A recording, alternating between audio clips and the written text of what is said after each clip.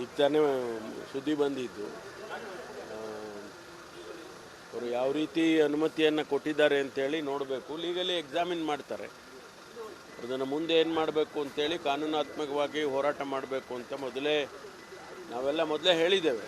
ಒಂದು ವೇಳೆ ಅನುಮತಿ ಕೊಟ್ಟಿದ್ದೇ ಆದರೆ ಅದರ ವಿರುದ್ಧವಾಗಿ ಕಾನೂನು ಹೋರಾಟ ಮಾಡ್ತೇವೆ ಅಂತ ಹೇಳಿ ನಾವೆಲ್ಲ ಮೊದಲೇ ಹೇಳಿದ್ದೇವೆ. ಮುಖ್ಯಮಂತ್ರಿಗಳು ಈಗ ಲೀಗಲ್ ಟೀಮ್ ಜೊತೆ ಚರ್ಚೆ ಮಾಡಿ ಮುಂದಿನ ಕ್ರಮ ತಗೊಳ್ತಾರೆ. ಗೊತ್ತಿಲ್ಲ, ನಮಗೆ ವಿಶ್ವಾಸ ಇತ್ತು ಕೊಡೋದಿಲ್ಲ. ನಾವೆಲ್ಲ ಎಕ್ಸ್ಪ್ಲನೇಷನ್ ಕೊಟ್ಟ ಮೇಲೆ, ಕ್ಯಾಬಿನೆಟ್ಟು ಅಡ್ವೈಸ್ ಮಾಡಿದ ಮೇಲೂ ಕೂಡ ಅವ್ರು ಕೊಡೋದಿಲ್ಲ ಅಂತ ನಾವು ಭಾವಿಸಿದ್ದು. ಕೊಟ್ಟಿದ್ದಾರೆ ಅಂದರೆ ಇನ್ನು ಕಾನೂನಾತ್ಮಕವಾಗಿ ನಾವು ಅದನ್ನು ಎದುರಿಸಬೇಕಾಗ್ತದೆ.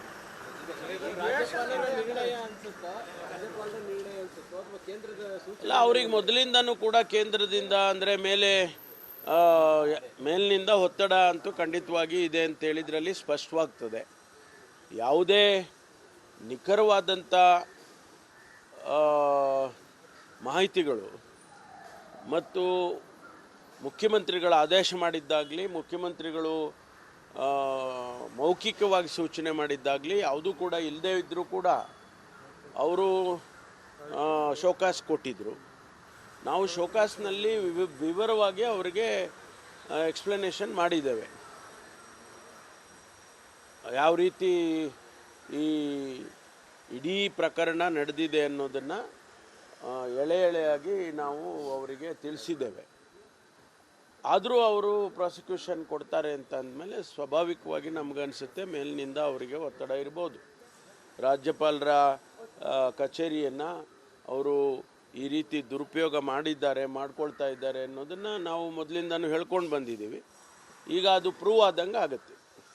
ಮಧ್ಯಾಹ್ನ ಟಿ.ಜೆ. ಅಬ್ರಹಂ ಅವ್ರನ್ನ ಯಾರು ದೂರದ ಪ್ರಾಸಿಕ್ಯೂಷನ್ಗೆ ಅನುಮತಿ ಕೇಳಿತ್ತು ಅವ್ರನ್ನ ಮಧ್ಯಾಹ್ನ 3 ಗಂಟೆಗೆ ಭೇಟಿಗೆ ರಾಜ್ಯಪಾಲರು ಕರೆದಿರ್ತಾರೆ. ಎಲ್ಲ ಗೊತ್ತಿಲ್ಲ, ಯಾಕೆಂದರೆ ನಮಗೆ ಏನು ಬೆಳವಣಿಗೆ ಅಲ್ಲಿ ಏನಾಗ್ತದೆ ರಾಜಭವನದಲ್ಲಿ ಅಂತೇಳಿ ನಮಗೆ ಗೊತ್ತಿಲ್ಲ. ಅವರು ಈಗ ಪ್ರಾಸಿಕ್ಯೂಷನ್ನಿಗೆ ಅವರು ಪರ್ಮಿಷನ್ ಕೊಟ್ಟಿದ್ದಾರೆ ಅಂದಮೇಲೆ ಯಾರು ಕೇಳಿದ್ರು ಪ್ರಾಸಿಕ್ಯೂಷನ್ ಪರ್ಮಿಷನ್ ಕೊಡಿ ಅಂತೇಳಿ ಅವ್ರ ಜೊತೆ ರಾಜ್ಯಪಾಲರು ಮಾತಾಡ್ತಾರೆ ಅಂಥೇಳಿ ನೀವು ಹೇಳೋದಷ್ಟೇ, ನಮ್ಗೆ ಗೊತ್ತಿಲ್ಲ.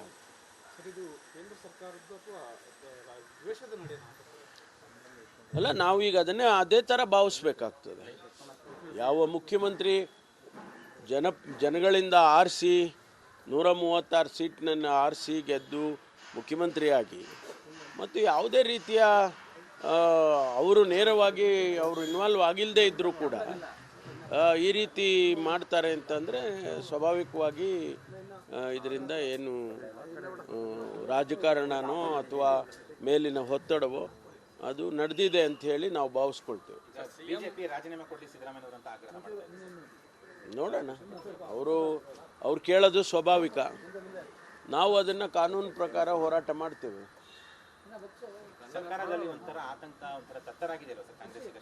ಏನಿಲ್ಲ ರೀ, ಇದೆಲ್ಲ ಎದುರಿಸ್ತಿದೆಲ್ಲ ಇದನ್ನು ನಡೆಯೋದೇ ಅಲ್ಲ. ಪ್ರಜಾಪ್ರಭುತ್ವದ ವ್ಯವಸ್ಥೆಯಲ್ಲಿ ಒಂದು ಸರ್ಕಾರ ನಡೆಯುವಾಗ ಇಂಥದ್ದೆಲ್ಲ ನಡೆಯುತ್ತೆ. ಆದರೆ ನಾವು ಅದನ್ನು ಎದುರಿಸೋದಕ್ಕೆ ತಯಾರಿದ್ದೀವಿ, ತಯಾರಿರಲೇಬೇಕಲ್ಲ.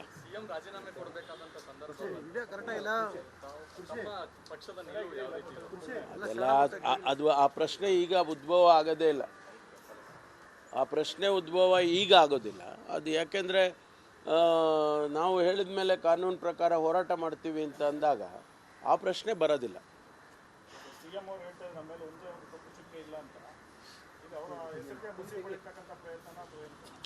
ಅದನ್ನೇ ನಾವು ನಮ್ಮ ಸಭೆಗಳಲ್ಲೆಲ್ಲ ಹೇಳಿದ್ವಲ್ಲ, ಮುಖ್ಯಮಂತ್ರಿಗಳೇ ಅವ್ರ ಭಾಷಣದಲ್ಲಿ ಹೇಳಿದ್ದಾರೆ. ನಾನು 40-50 ವರ್ಷದ ರಾಜಕಾರಣದಲ್ಲಿ ನನಗೆ ಯಾವುದೇ ಒಂದು ಕಪ್ಪು ಚುಕ್ಕೆ ಇಲ್ಲ, ಅಂಥದ್ರಲ್ಲಿ ಇದನ್ನು ಉದ್ದೇಶಪೂರ್ವಕವಾಗಿ ಮಾಡ್ತಿದ್ದಾರೆ ಅಂಥೇಳಿ ಅವರು ಕೂಡ ಹೇಳಿದ್ದಾರೆ. ಆದ್ದರಿಂದ ಅದನ್ನು ಯಾವ ರೀತಿ ಈಗ ಹೋರಾಟ ಮಾಡೋದನ್ನು ನಾವು ಈಗ ಚರ್ಚೆ ಮಾಡಿ ತೀರ್ಮಾನ ಮಾಡ್ತೀವಿ.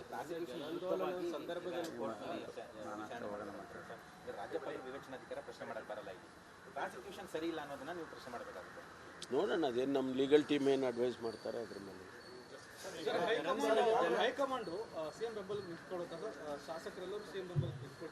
ಸ್ವಾಭಾವಿಕವಾಗಿರಿ, ಅದು ಒಳ್ಳೆ ಕಥೆ ಆಯ್ತಲ್ಲ. ನಾವೆಲ್ಲ ಒಟ್ಟಿಗೆ ಇದ್ದೇವೆ ಮತ್ತು ನಿಂತ್ಕೊಳ್ಳೋದ್ರಲ್ಲಿ ಏನು ಅದೇನು ಸಪರೇಟಾಗಿ ಹೇಳೋವಂಥದ್ದೇನಿಲ್ಲ.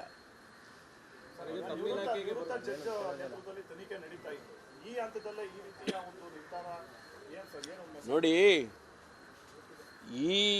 ಈ ವಿಷಯ, ಈ ವಿಚಾರ ಮಾನ್ಯ ಮುಖ್ಯಮಂತ್ರಿಗಳ ಗಮನಕ್ಕೆ ಬಂದ ನಂತರ ಮತ್ತು ಇದರಲ್ಲಿ ಹಗರಣ ನಡೆದಿದೆ ಅಂತ ಹೇಳಿ BJPಯವರು ಆಪಾದನೆ ಮಾಡಿದ ನಂತರ ಮಾನ್ಯ ಮುಖ್ಯಮಂತ್ರಿಗಳು ಹಿಂದು ಮುಂದೆ ನೋಡದೆ ತನ್ನ ವಿರುದ್ಧನೇ ಒಂದು ಕಮಿಷನನ್ನು ಅವರು ನೇಮಕ ಮಾಡ್ತಾರೆ ಅಂದರೆ ಅವರು ನಾನು ಏನು ಮಾಡಿಲ್ಲ ಅನ್ನೋದು ಅವರಿಗೆ ಜನಸಮುದಾಯಕ್ಕೆ ಗೊತ್ತಾಗೋದಿಲ್ವ? ಒಂದು ವೇಳೆ ಆ ರೀತಿ ಅವರು ಹೆದರ್ಕೊಂಡು ನಾನೇನೋ ತಪ್ಪು ಮಾಡಿಬಿಟ್ಟಿದ್ದೀನಿ ಎಂದಿದ್ದರೆ ಕಮಿಷನ್ ಯಾಕೆ ಮಾಡೋರು?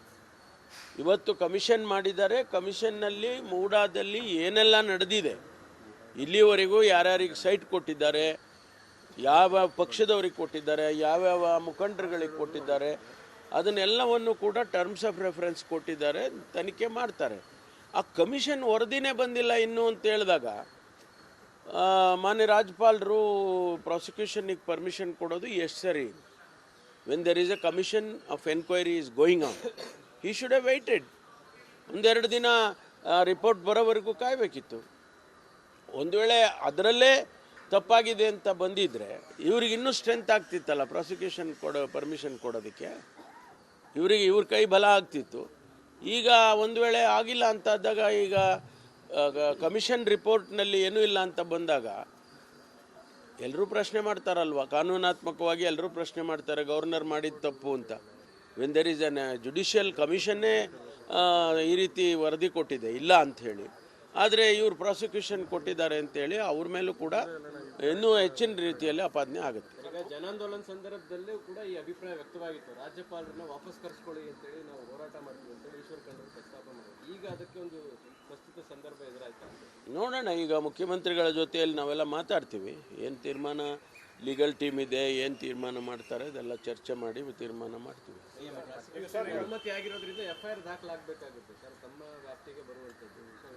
ಸರ್ ಹೆಂಗೆ ನೋಡೋಣ, ನಾನು ಹೇಳಿದ್ನಲ್ಲ ಲೀಗಲ್ ಟೀಮು ಈಗ ನಾವು ಚರ್ಚೆ ಮಾಡಿ ಆಮೇಲೆ ಏನು ತೀರ್ಮಾನ ಬೇಕೋ ಅದು ತೊಗೊಳ್ತೀವಿ ನಾವು.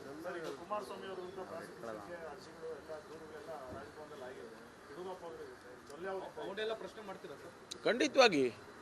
ಈಗ ಕೋರ್ಟಿಗೆ ನಾವು ಹೋಗಬೇಕಾದ್ರೆ ಕೇಳೋದಿಲ್ವಾ ಇದನ್ನೆಲ್ಲ?